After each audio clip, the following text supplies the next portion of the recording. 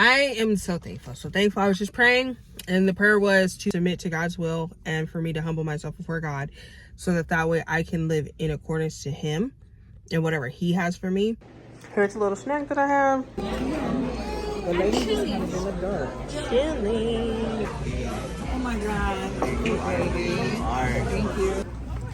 Hopefully I get some steps in. Trying to find someone right now to give them this extra food to. That's the Queen Mary.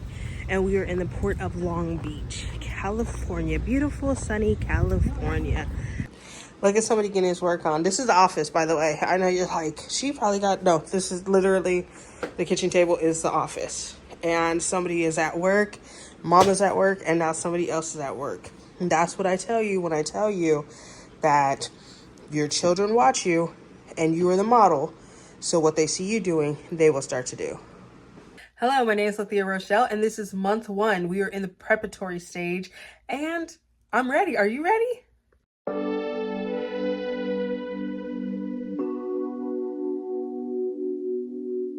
It's day 28, and it has sucked. I just feel emotionally terrible, but I'm doing my best that I can do. My eating has been surprisingly good. Surprisingly good. I had a salad. I just had some chicken with a little bit of noodles and some veggies. I had one too many pieces of chocolate though, like the little almonds that I got. And then I had, from all my snacks were pretty much meat. I had a jerky and I had a couple pork skins. So I'm saying all this to say, like, yeah, I feel crappy. I feel terrible. I don't know if you remember from my last vlog, I talked about that one of my friends passed away, and it's only been 5 days. I think, no, 6 days. And so just doing the best that I can do. And I want you to understand that sometimes you're not going to feel it and you're not going to feel great, but still keep going, because this is for you and your loved ones. If they, or your friends, if they were to pass away, they would want you to keep going. And that's what I had to remind myself. My friend would want me to keep going. As a matter of fact, she was always so supportive. She's one of those people that would be like, you better do what you gotta do, girl. And so I say, you better do what you gotta do, girl. So it is day 29. Day 29 is going way better. Look at this place. Like, I came to like this, it's like a little party. My son's friend, his mom invited us. Look at their apartment. So nice. It is so nice up in here, y'all.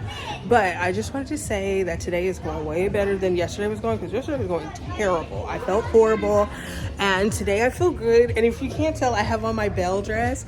I just thought it was so funny. I look like Belle from Beauty and the Beast. And I'm just telling you, live your life. Make sure that you give everything you can to Lord Jesus Christ. Put Him first. That's it. Oh my gosh. There's another one. Thank you. Y'all, it's nice up in here. Y'all, it's not just as bad as those women that act like they ain't never been nowhere before. Okay, we are back. We are outside. I'm in a good mood. I love when I come out and it's sunny like this, because it just makes you feel so good. And I was just thinking about it right now as I was walking, and I was like, I just turned 39. I'm perimenopausal, and the goal is to kick my hormones' butt before they kick my butt, and to get the weight off before it becomes what feels like an impossible feat to do. Like 26, and I lost 80 pounds, and it was the hardest thing I ever did, because I lost the weight just abruptly, and I was able to keep it down, and the way people treated me was completely different. All of a sudden I was attracting all these men I had never attracted before, and it was hard. It was horrible, to be honest with you. I hated it. And people were like, but you looked great. I was like, I appreciate that. I'm not going to argue with you on that. I look back at the pictures, I'm like, I did look really nice, but mentally I wasn't ready, and I wasn't prepared, and I didn't like the way that people treated me so different, because now I was a smaller person, because I felt like, what was wrong with me that you couldn't love me as the bigger person? And I'm here to tell you that one of the sad truths about weight loss is that people love what they want to love, and people are enticed by what they're enticed by. So if you don't fit into And we all have our own shallow idea of what beautiful is. So we got to stop putting that on people like, oh, you don't love me because I'm big. Honey, there's somebody who will love you because you're big. And then there's some people who won't love you until you lose the weight. But guess what? When you lose the weight, don't give them the opportunity. It's just that simple. And I know some people will be like, well, you could be missing out on a great person. The same way they did.